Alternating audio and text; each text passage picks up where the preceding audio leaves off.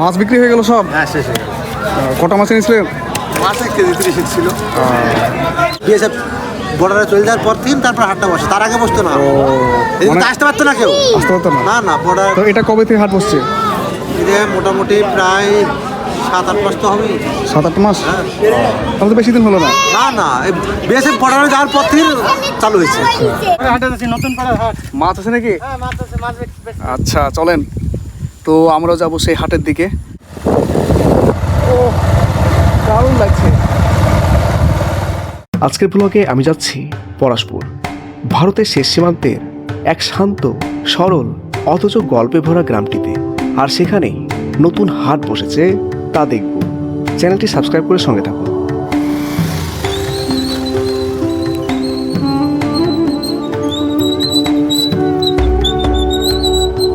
নদীর ধারে এসে দাঁড়াতেই মনে হলো এই নদী শুধু পানি নয়, ওপারের মানুষের জীবন, ইতিহাস আর আবেগকে বেঁধে রেখেছে। আমরা আজ জলঙ্গি পদ্মা নদী পার হয়ে যাত্রা করব।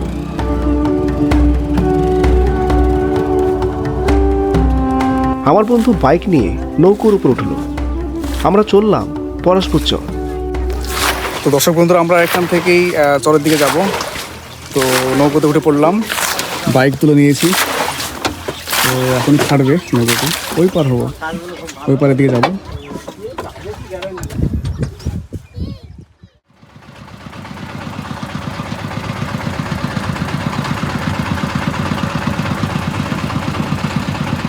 নৌকার দুলুনি, ঠান্ডা বাতাস আর দুই তীরের অদ্ভুত নির্জনতা। প্রতি পিছু নৌকো পারাপার 10 টাকা ও বাইক তুললে 50 টাকা নেয়।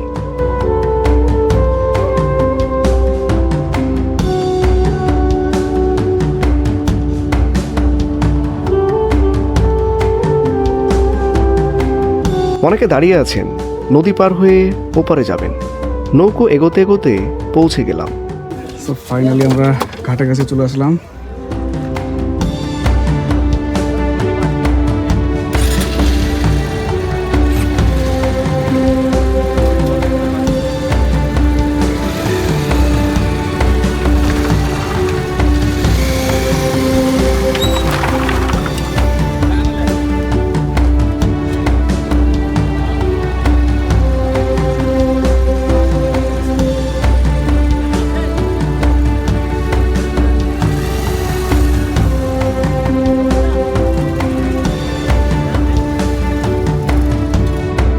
এই জায়গাটা মুরাদপুর চর। এটা পেরিয়ে পলাশপুর চর পৌঁছাবে। আর পলাশপুর চরের ওপারেই বাংলাদেশের রাজশাহীর গ্রাম রয়েছে। এই নদীর তীরে দাঁড়িয়েই এখানে মানুষের দৈনন্দিন জীবন কতটা কঠিন তা বোঝা যায়। এই একমাত্র পথ যেখানে নদী পার হয়ে যেতে হয়, ব্যবসা বাণিজ্য থেকে শুরু করে নিত্য প্রয়োজনে যেতেই হয়।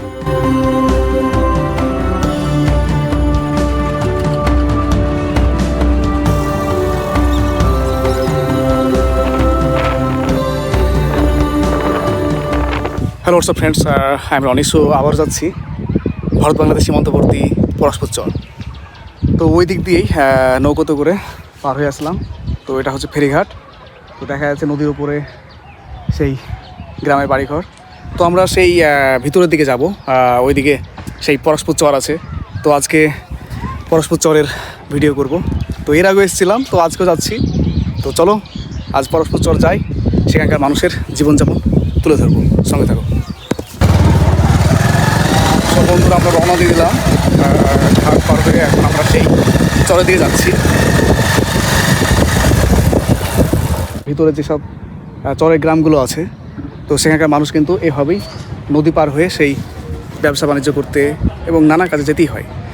তো আজকে যাবো সেই ভিতরের দিকে। তো ভিতরে আছে পলাশপুর চর, ফারাজিপাড়া চর, উদয়নগর চর।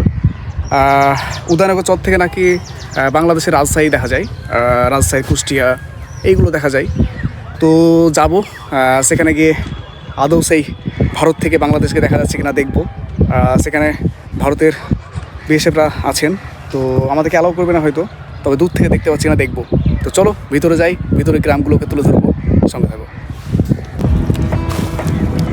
তো দেখা যাচ্ছে যে বাবা তার ছেলেকে নিয়ে এইভাবেই ডিঙিতে করে ঘুরে বেড়াচ্ছে। দারুণ একটি মুভমেন্ট। তো দর্শক বন্ধুরা, আমরা যাচ্ছি বাইকে করে।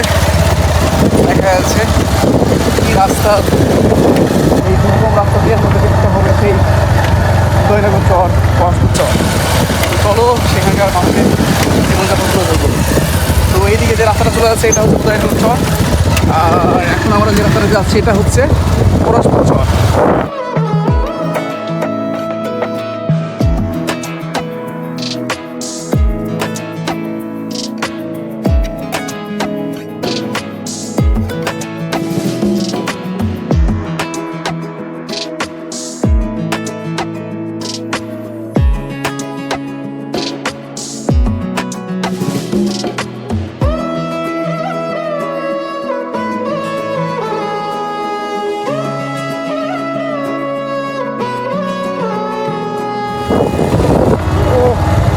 দারুণ লাগছে, মনোমুগ্ধকর জায়গা, প্রাকৃতিক সৌন্দর্যে ভরপুর।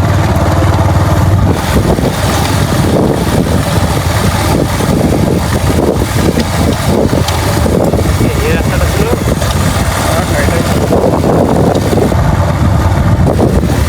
দেখা যাচ্ছে মাঠে বিভিন্ন রকমের চাষ। এই গাছগুলো যেটা যায় আমাদের এগুলো সম্ভবত আলুর গাছ হতে পারে।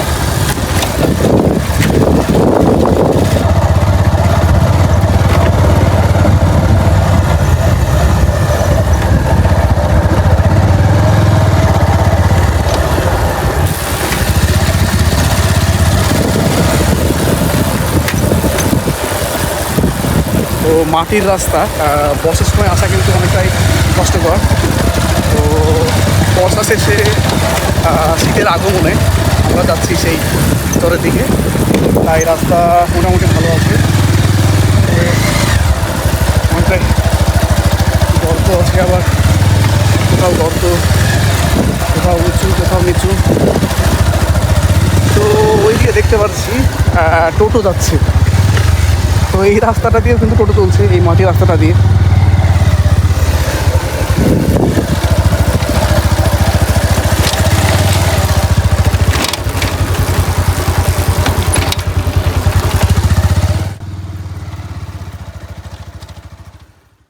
তো দর্শক বন্ধুরা, এই রাস্তাটা দিয়ে যাবো আমরা সেই ভিতরের দিকে, ভিতরের গ্রামে। তো ওইদিকে গ্রাম থেকে মহিলারা হয়তো ফসল কেটে নিয়ে বাড়ি যাচ্ছে। তো এই পথটা দিয়ে আমরা যাব। তো এই তো আমাদের বাইক, তো এই দিক দিয়ে আসলাম, এই পথটা দিয়ে আসলাম। তো দর্শক বন্ধুরা, দেখা যাচ্ছে এইভাবেই গ্রামের মহিলারা এই চর থেকে ঘাস কেটে নিয়ে যাচ্ছে। তো হয়তো বাড়িতে ছাগল গরু আছে। 7 থেকে 8 মাস আগে এই পরশপুর চরে বিএসএফরা ঢুকতে দিত না, ডকুমেন্টস দেখতো ও চেকিং হতো। এই সীমান্তের মানুষের চলাফেরা ছিল খুবই কঠিন। এই জায়গাটা কিন্তু অনেকটা সুন্দর লাগছে। তো মাঠ ভর্তি ফসলের আবাদ দেখা যাচ্ছে। এইগুলো হচ্ছে কালাই লাগিয়েছে। তো দেখা যাচ্ছে এই কলাইগুলো পেকে গেছে সম্ভবত, হ্যাঁ পেকে গেছে, সেই কলাই। তো দেখা যাচ্ছে মাঠ ভর্তি সেই কলাই চাষ। আর এখানে একটা বস্তা দেখতে পাচ্ছি, তো এই বস্তাতেও কলাই আছে সম্ভবত। তো এই বস্তার উপর বসে পড়লাম। এই রাস্তাটা দিয়ে সোজা চলে যাব। এই রাস্তাটা যাচ্ছে উদয়নগর চর। তো আমরা উদয়নগর চরের দিকে এখন যাব না, এখন যাব ফরাজিপাড়া চর, তারপর পরশপুর চর। আর পরশপুর চরেই আজকে দেখব, পরশপুর চরের হাট দেখব আজকে। আজকে শনিবার, তো পরশপুর চরে হাট বসবে। হাটে যাচ্ছেন নাকি? কোন হাট? ওই পরশপুর। তো দেখা যাচ্ছে সেই হাটে যাচ্ছেন, তো আমরাও যাবো সেই হাটের দিকে। তো আজকে এসে হাটে যাচ্ছেন? চরে হাটে যাচ্ছি, নতুন পাড়ার হাট। মাছ আছে নাকি? হ্যাঁ, মাছ আছে, মাছ বেচছি। আচ্ছা চলেন, তো আমরাও যাবো সেই হাটের দিকে। তো আলাহিন চলো যাওয়া যাক।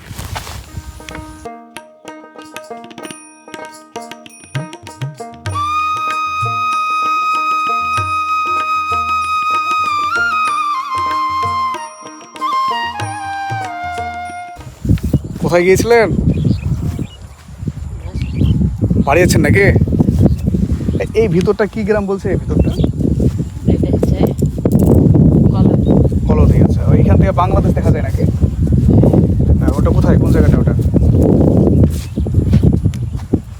বাংলাদেশ। এখান থেকে দেখা যাচ্ছে না? ওই পাড়া গেল আপনার বাড়ি ওইদিকে? না, আমার বাড়ি ঘাস কেটে নিয়ে বাড়ি যাচ্ছে। তো গ্রামের মহিলারা এভাবেই কষ্ট করে থাকেন। বাড়িতে গরু ছাগল আছে, তো সেই জন্যে প্রায় প্রতিদিনই এভাবেই ঘাস কেটে নিয়ে বাড়ি যান। তো আমরা যাবো এই পথটা দিয়ে, এবং সামনেই নাকি বাংলাদেশ দেখা যাচ্ছে। ওই যে বাড়িগুলো আছে ওইদিকে, তো ওগুলো নাকি সেই বাংলাদেশ বলছে। তো ওই দিকটায় যাবো, গিয়ে দেখবো যে আদৌ বাংলাদেশকে দেখতে পাচ্ছি কিনা। তো চলো যাওয়া যাক। তো আমার বন্ধু অপেক্ষা করছে, তো চলো বাইকে করে যাই।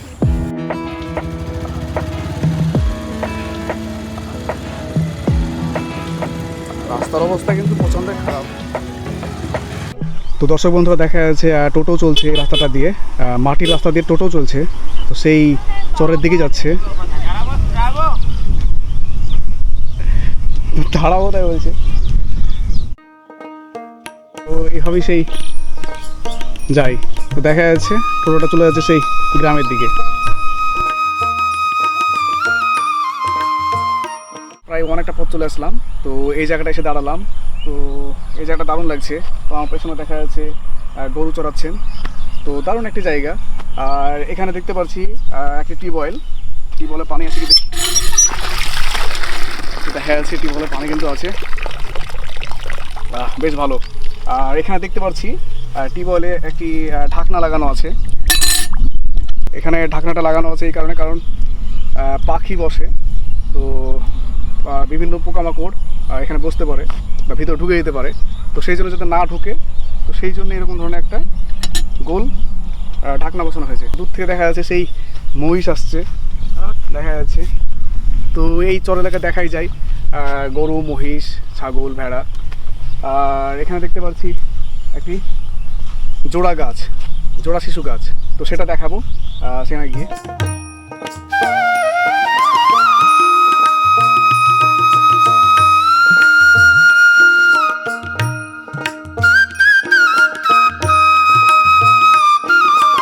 একদিকে গরু চড়াচ্ছে, আবার মহিষের দল যাচ্ছে।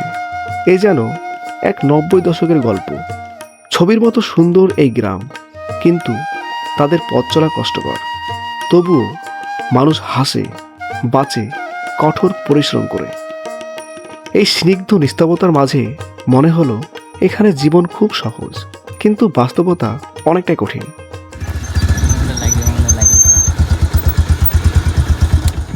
মাঠের মধ্যে শিয়াল, বকও উড়ে গেল।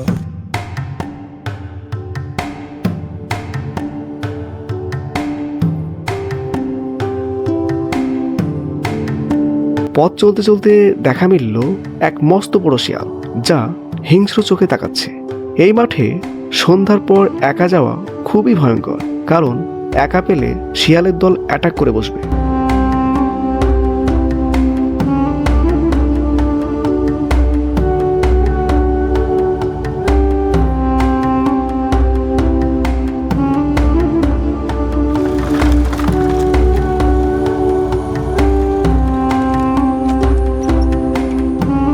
অবশেষে আমরা পরশপুর চর পৌঁছে গেলাম।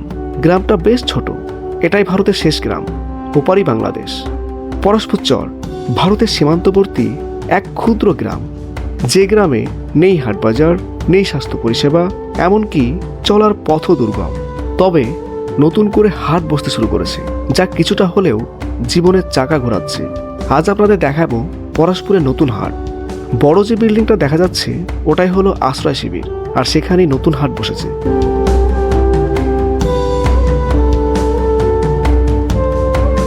এটা হচ্ছে সেই পরশপুর চরের হাট। দেখা যাচ্ছে মানুষের ভিড়, ভিতরে অনেক গ্রাম রয়েছে। হাটে ঢুকতেই যেন চোখে পড়ল একটি গ্রামীণ উৎসবের দৃশ্য। হাটটি ছোট হলেও এখানকার মানুষের স্বপ্ন যেন সত্যি হয়েছে। প্রতিদিনের বেঁচে থাকার গল্প জড়িয়ে আছে এই হাটের সঙ্গে। একদিকে মাছের বাজার, অপরদিকে সবজির বাজার, তেলে ভাজার দোকানও।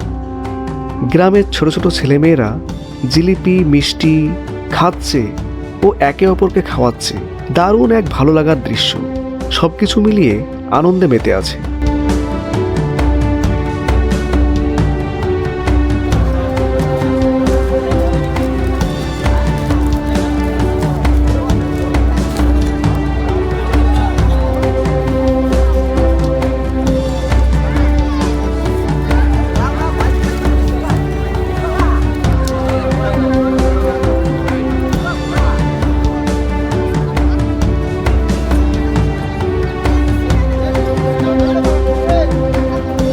ফুচকার দোকানও বসেছে, ছোটদের বেলুন, রঙিন পান মশলার দোকান। হাট না বসলে এত জিনিস একসঙ্গে দেখা যেত না। সেই নদী পার হয়ে বাজারে যেতে হতো। আজ তাদের চোখে যেন স্বস্তির ছাপ। দাদুর সঙ্গে হাট সেরে বাড়ি ফিরছে না, এ যেন এক অন্যরকম অনুভূতি।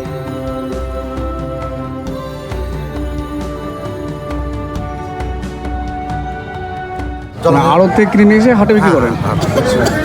তো এগুলো খুচরো বিক্রি করছে নাকি? হ্যাঁ খুচরো। মানে কত করে পান বিক্রি করছেন? 50 টাকা পোন, 50 টাকা 40 টাকা। এটাতে চুন আছে? হ্যাঁ এটা চুন আছে। চুন কত করে? চুন 50 টাকা কিলো। এটা ছোট পান, এটা ছোট পান, এটা বড় পান। তাহলে এগুলো হচ্ছে ওই পুন হিসাবে বিক্রি হয়? এটা হ্যাঁ সবই পোন হিসাবে বিক্রি। 50 টাকা পুন? হ্যাঁ 50 টাকা 40 টাকা পানের কোয়ালিটি অনুযায়ী। আচ্ছা। বর্ডার বিএসএফ বর্ডারে চলে যাওয়ার পর দিন তারপর হাটটা বসে, তার আগে বসতো না। এদিকে তো আসতে পারতো না কেউ। আসতে পারতো না? না না বর্ডার। তো এটা কবে থেকে হাট বসছে? এটা মোটামুটি প্রায় 7-8 মাস তো হবে। 7-8 মাস? হ্যাঁ। তাহলে তো বেশি দিন হলো না। না না বিএসএফ বর্ডারে যাওয়ার পর থেকে চালু হয়েছে। তবে এখন মানুষ অনেকটা মানে সুবিধা অনেক পেয়েছে। সুবিধা, এখন চলাফেরা কোনো ব্যাপার নাই, চলাফেরা কোনো ব্যাপার নাই। আমরা 7টা-8টার দিকে কোনো ব্যাপার না চলে যাচ্ছি। ও, হ্যাঁ একসাথে যাই। আর আগে যাওয়া হতো না? না না এদিকে আসতে দিত না। আসতে দিত না? তাহলে গ্রামের লোক কীভাবে আসতো? গ্রামের লোক ওই পারে যেত, যাই বাজারটা যখন নিয়ে আসতো ফটো জমা দিয়ে, তখন তো খুবই অসুবিধা। তাহলে এখন অনেক সুবিধা হয়ে গেছে? এখন কোনো অসুবিধা নাই। হ্যাঁ হ্যাঁ। মানে ফটো টটো তো কিছু লাগছে না। তো বেশ ভালো লাগলো। হ্যাঁ এখন ঠিক কোনো ব্যাপার নাই। কোনো ব্যাপার নেই।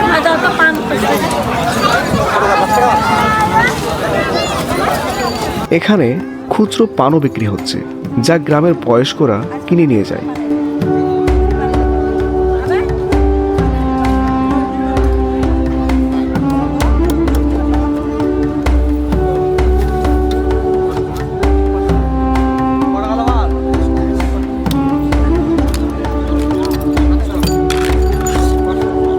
মাছ বিক্রি হয়ে গেল সব? হ্যাঁ শেষ হয়ে গেল। কটা মাছ এনেছিলেন? মাছ 1 কেজি 30 ছিল। দেখা যাচ্ছে একটু আগে মাছ ছিল, সব বিক্রি করে ফেললেন। আর এখানে সেই পোলট্রি মাংস বিক্রি হচ্ছে।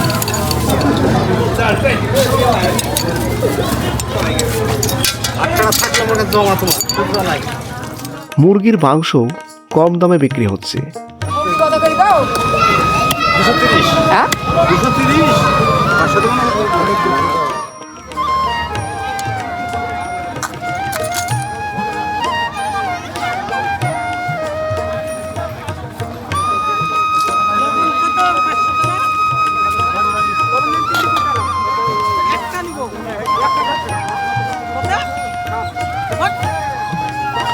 এই ছোট ছোট জিনিসগুলোই এই হাটের সৌন্দর্য।